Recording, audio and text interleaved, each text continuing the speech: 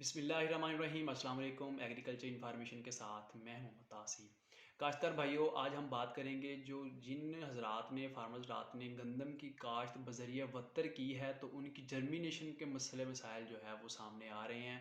तो उस हवाले से मैं थोड़ी सी आपके साथ इन्फॉर्मेशन शेयर करूंगा। तो इन्फॉर्मेशन जानने से पहले मेरी गुजारिश है, जिन हजरात ने मेरे इस चैनल को सब्सक्राइब नहीं किया, चैनल को सब्सक्राइब कर दें ताकि हर नई आने वाली इन्फॉर्मेशन आप तक बआसानी पहुँच सके। तो काश्तकार भाइयों, अक्सर फार्मर्स का ये सवाल है कि हमने गंदम काश्त की है बजरिया वत्तर हल या सुहागे की मदद से ज़मीन तैयार करके 10 से 12 दिन हो चुके हैं। जो हमारी जर्मिनेशन है वो बहुत कम है।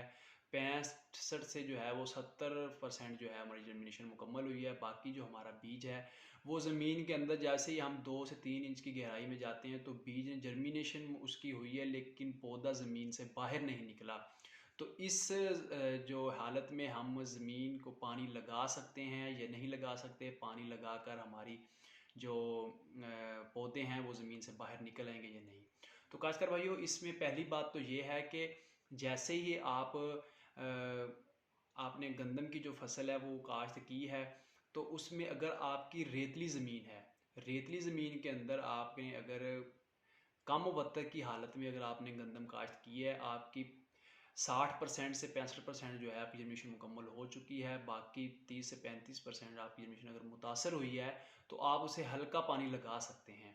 अगर तो आपकी भारी मैरा ज़मीन है, पक्के वाट की ज़मीन है, तो उसके अंदर अगर आपके यही मसाइल आ रहे हैं, अगर 60 से 65% आपकी जर्मिनेशन हुई है, बाकी मुतासर हुई जर्मिनेशन, बीज जो है उसने अंगूरी मारी है, जर्मिनेशन उसकी हुई है, लेकिन पौधा ज़मीन से बाहर नहीं निकला ज़मीन की सख्ती की वजह से या कम वतर होने की वजह से, तो आप उस वक़्त ज़मीन को पानी नहीं लगा सकते, क्योंकि ज़मीन पक्के वाट की है। जैसे ही आप पानी लगाएंगे तो वो ज़मीन ऊपर से जो है वो सख्त हो जाएगी, आपका नन्हा पौधा जो है वो ज़मीन से बाहर नहीं निकल सकता। तो इसलिए एक मैं आपसे और बात शेयर करने जा रहा हूँ कि जब हमारा नन्हा पौधा जो होता है वो जो बीज के अंदर खुराक उसके अंदर मौजूद होती है, सिर्फ उसी पे गुजारा कर रहा होता है। जैसे ही एक पत्ता उसका निकलेगा, ज़मीन से बाहर निकलेगा, तो फिर वो ज़ई तालीफ का अमल से जो है वो खुराक का अपना सिस्टम चला रहा होता है। तो इसलिए फार्मर्स राज से गुजारिश है कि जिन हजरात के ये मसले मसाइल आ रहे हैं, ख़ासकर पक्के वट वाली जो ज़मीनें हैं, 10 से 12 दिन हो चुके हैं, जर्मिनेशन उनकी मुतासर हुई है, 60 से 65% उनकी जर्मिनेशन हुई है, तो वो हरगिज़ पानी ना लगाएं। उनके लिए स्पेशल जो है सिफारिशात यही है कि जैसे ही वो अपना उगाव उसका मुकम्मल हो जाए, अगर उसमें काफ़ी पैचेस की सूरत में अगर है कि जर्मिनेशन नहीं हुई, पहला पानी लगाएं 20 से 21 दिन बाद। तो उसमें जो है आप अपनी जर्मिनेशन को मद्देनज़र रखते हुए 8 से 10 किलोग्राम, जैसे कि अगर आपकी 30% आपकी जर्मिनेशन मुतासर हुई है तो 8 से 10 किलोग्राम बीज जो है उसको 6 से 8 घंटे भिगो कर खुश्क करके उसके बाद जो है आप ज़मीन को पानी जब लगाते हैं पहला पानी, उस वक्त आपने जो है बीज का छट्टा कर देना है। तो इससे है जो है वो आपका उगाव का जो मरहला है वो मुकम्मल हो जाएगा। एक बात याद रखें कि जो पहला भरपूर उगाव वाला जो मरहला है उसके साथ बाद वाला उगाव कभी नहीं मिल सकता।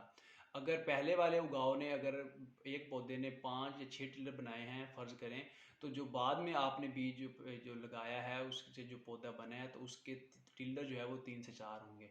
इसलिए गुजारिश है फार्मर्स राज से कि कम वत्तर वाली ज़मीन के अंदर गंदम जो है वो हरगिज़ काश्त ना करें।